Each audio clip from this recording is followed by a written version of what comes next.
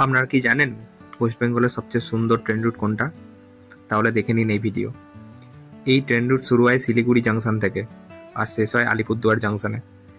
এই রুটের মধ্যে রয়েছে অনেকগুলি টানেল, অনেক ধরনের জঙ্গল, সঙ্গে অনেকগুলি নদী উপত্যকা।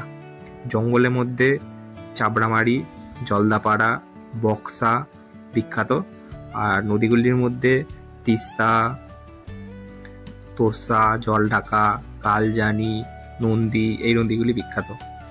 এই ট্রেন জার্নিতে আপনি দেখতে পাবেন অনেকগুলি পাহাড়, আর পাহাড় ছাড়াও এখানের সবচেয়ে প্রধান আকর্ষণ হলো জঙ্গলের মধ্যে থাকা বন্যজীবন, যেগুলো খুব কমই চোখে পড়ে, যেমন এটি চাবড়ামারি ওয়াইল্ড লাইফ ফরেস্টে।